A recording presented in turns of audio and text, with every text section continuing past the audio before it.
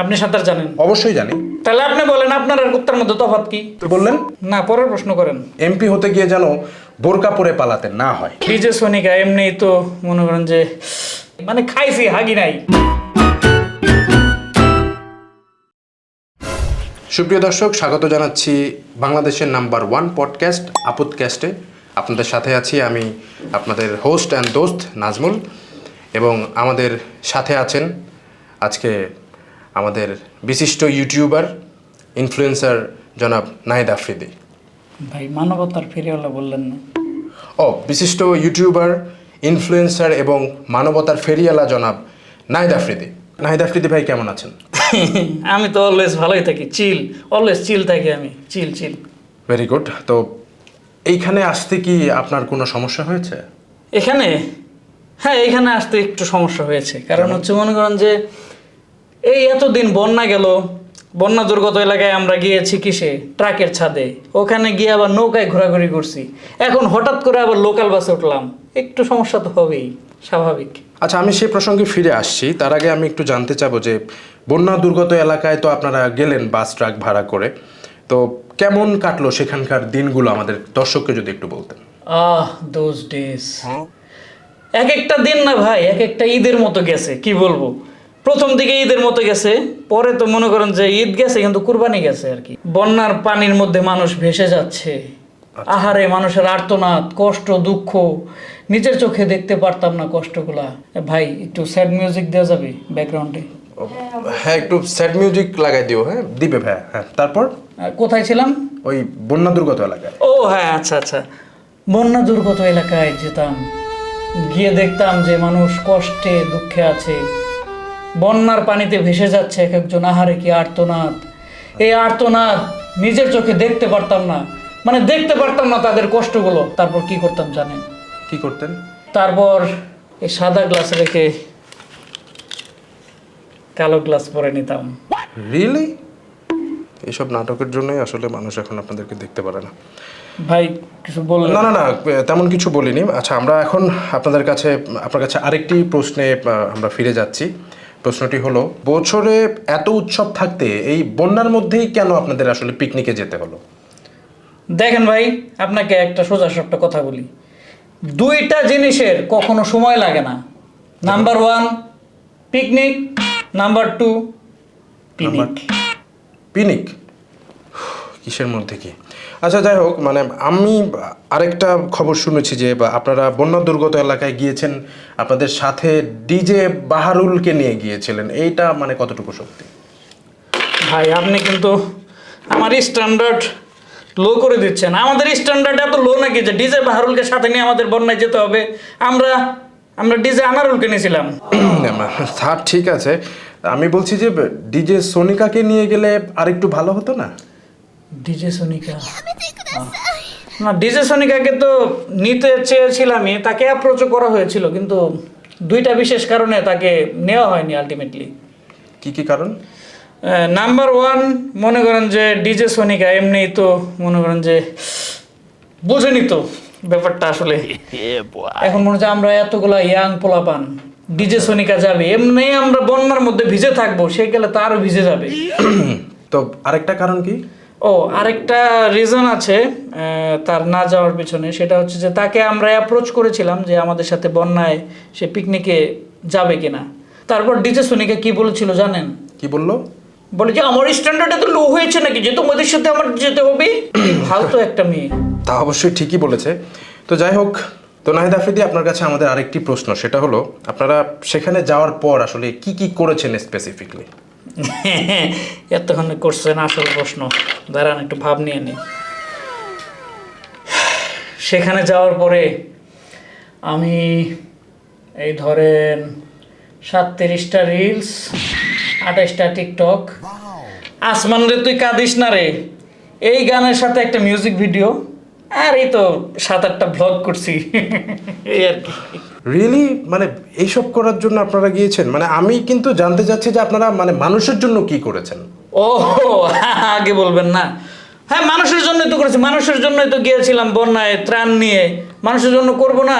আপনাদের মধ্যে তো একটা মিসকনসেপশন আছে যে আমরা বন্যার্থদের জন্য টাকা ফান্ড করি, তারপর সেই টাকা মেরে দেই।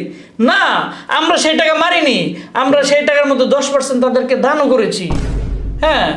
ওকে, তো আপনারা এতদিন সেখানে ছিলেন ঝড় বৃষ্টির মধ্যে অনেক কষ্ট করে, তো আপনাদের আসলে কি কি দুর্ভোগ পোহাতে হয়েছে যদি একটু বলতেন। ভাই আর বলেন না, দুর্ভোগের শেষ নাই। দাঁড়ান একটু চেঞ্জ করে দিই। আর বলেন না ভাই, দুর্ভোগের তো কোনো শেষ নাই। গিয়েই পড়ছি ফ্যাসাদে, খাওয়া দাওয়ার কোনো ব্যবস্থা নাই। কি করব? ত্রাণের জন্য যে খাবার নিয়ে গেছি 50% আমাদের পেটে চলে গেছে। তাই না? না এটা না হয় আমরা সামাল দিতে পারলাম, আচ্ছা, কিন্তু আরেকটা দুর্ভোগে পড়ছি, আশেপাশে কোনো বিড়ির দোকান নাই। দোকান থাকবে কি করে? সব তো পানির নিচে তলায় গেছে। আচ্ছা, একটা বিড়ি টান দিতে পারি নাই। তার থেকেও আরো একটা বড় দুর্ভোগ ছিল। কি দুর্ভোগ ভাই? ভাই খাওয়ার পরে যে দুর্ভোগটা সৃষ্টি হয় বুঝতে পারছেন আপনি? খাইতে পারছি, ছাড়তে পারি নাই, মানে খাইছি, হাগি নাই। কি বলেন, মানে অর্থাৎ আপনারা যে কদিন ছিলেন সেখানে আপনারা হাগেননি? হাগমু কেমনে ভাই? হাগার কোনো জায়গা আছে? সব জায়গায় খালি পানি আর পানি। ট্রাকের মধ্যে হাগলে তো পেদানি দিবে সবাই আমাকে। হাঁকতে পারি নাই। মানুষকে জিজ্ঞেস করি যে ভাই আপনাদের এখানে ল্যাট্রিনটা কোন দিকে, তারা এমন এমন উত্তর দেয়, ওদের উত্তর শুনে মাথায় গু উঠে যায়। মানে কি উত্তর দেয় আপনি জানেন? বলবো আপনারে। কি উত্তর দেয়? একজন জিজ্ঞেস করছে যে ভাই আপনাদের এখানে ল্যাট্রিন কোথায়? বলে যে ওই মিয়া, টিকটকে ফেসবুকে হাইগা কুল পাও না, এখানে আবার ল্যাট্রিন খুঁজো কে? ওইখানে যায় হাগো। মানে কি পরিমাণ খারাপ মানুষ! ছি! না, তা অবশ্যই ঠিকই বলেছে। কি ঠিক বলছে? আপনি কি বলেন এসব উল্টাপাল্টা কথা? না না, আসলে এটা আমরা বলতে চাচ্ছি যে আমরা দেখেছি যে আপনাদের সাথে আপনাদের টিমে একজন ব্যক্তি গিয়েছে যার আসলে দুটো হাতই নেই। তো সে সেখানে আসলে কি ছিঁড়তে বা কি ফেলতে গিয়েছে, বা তার মানে সে কাউকে উদ্ধার করেছে না তাকেই আবার উদ্ধার করার প্রয়োজন হয়েছিল। আর বললেন না ভাই, এগুলার নিয়ে আসি বিপদে। এমনি মনে করেন যে আমরা ফেসবুক, ইউটিউব, টিকটক, ইনস্টাগ্রামে কোনো রিচ পাইতাছি না, তার মধ্যে এরা যায় অ্যাটেনশন সিক করতে। পাবলিক ওদের রিলসে ভিউ নিয়ে যায়, ওদেরকে রিচ দেয়, আমাদের ভিডিও আর দেখে না। মানে ওদের কেন এই যে মানুষের ইয়া নিয়ে খেলতে হবে? ওর হাত নাই, ও গেছে কেন? ওরে ওরে কে ইয়া করবে বলেন তো দেখি? আমি ওরে পার্সোনালি জিজ্ঞেস করছিলাম যে এই তুমি যে গেছিলা, তুমি কি কাজটা ঠিক করছো? মানুষ এগুলো দেখে হাসাহাসি করবে না? এবং তোমার জন্য তো আমাদেরকে যে সব পডকাস্টে এনে ডেকে মানুষ অপমান করছে। ও কি বলছে জানেন? কি বলছে? ও কোনো কথা বলে নাই।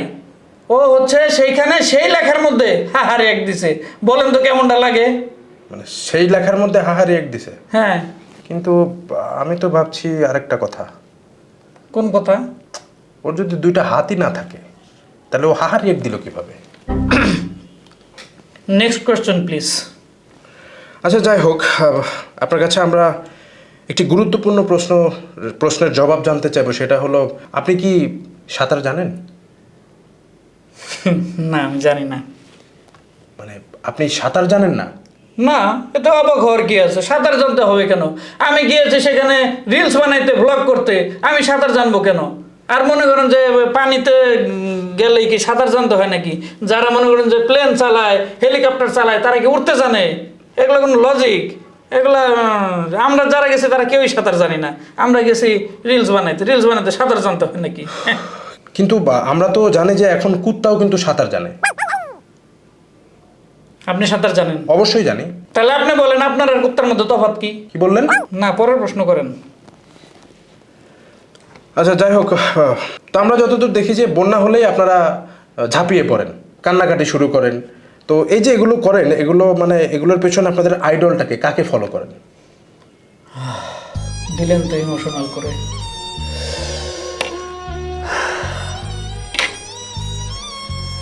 আমার আইডল আমাদের মাঝে আর নেই। কি মানে মারা গেছে? আরে না, তাহলে দেশ সাইডে ভাগছে। ও, আরে ওই যে ব্যারিস্টার চুম্বন ছিল না, সে হচ্ছে আমার আইডল। তাকে দেখতাম, সে সুন্দর করে বন্যায় মানুষের বিপদে ঝাঁপিয়ে পড়তো, তারপরে মানুষের ইমোশনটা গ্র্যাব করতো, তারপরে ওইটা কাজে লাগিয়ে সে এক পর্যায়ে এমপি হয়ে গেছে। আচ্ছা। তো আমার তো আলটিমেট গোল ওই দিকেই ছিল। হ্যাঁ। ও, তা ঠিক আছে মিস্টার নাহিদ আফ্রিদি, আবার খেয়াল রাখবেন যে এমপি হতে গিয়ে যেন বোরকা পরে পালাতে না হয়। তো যাই হোক, আপনার কাছে এটা আমার শেষ প্রশ্ন, সেটা হলো আপনার আসলে ভবিষ্যৎ পরিকল্পনাটা কি? সুদূর প্রসারী একটা পরিকল্পনা আছে, সেটা হচ্ছে আমাদের ইচ্ছা বাংলাদেশের আনাচে কানাচে যতগুলা পয়েন্ট আছে সবখানে গিয়ে গিয়ে আমরা ত্রাণ বিতরণের উসিলায় ব্লগ করব, টিকটক করব, রিলস বানাবো। যেখানে বন্যা হবে সেখানে আমরা ছুটে যাব। আর যদি ইনকেস বন্যা না হয় তাহলে যাব, গিয়ে আগে বন্যা বানাবো, ভাসিয়ে দিব, তারপরে হচ্ছে যে টিকটক বানাবো। টিকটকের বন্যায় ভেসে যাবে অন্যায়। তাহলে এটাই আপনাদের আসলে ভবিষ্যৎ পরিকল্পনা, আলটিমেট গোল। সুপ্রিয় দর্শক, এতক্ষণ আমাদের সাথে যে মহান ব্যক্তি ছিলেন তিনি আসলে বন্যা দুর্গত এলাকায় গিয়ে তার মান সম্মান ডুবিয়েছেন। আজকের মতো আমাদের পডকাস্ট এখানেই সমাপ্তি টানছি। পরবর্তী পডকাস্টে দেখা হবে কোনো নতুন আপদের সাথে। সে পর্যন্ত ভালো থাকবেন, সুস্থ থাকবেন। খোদা হাফেজ।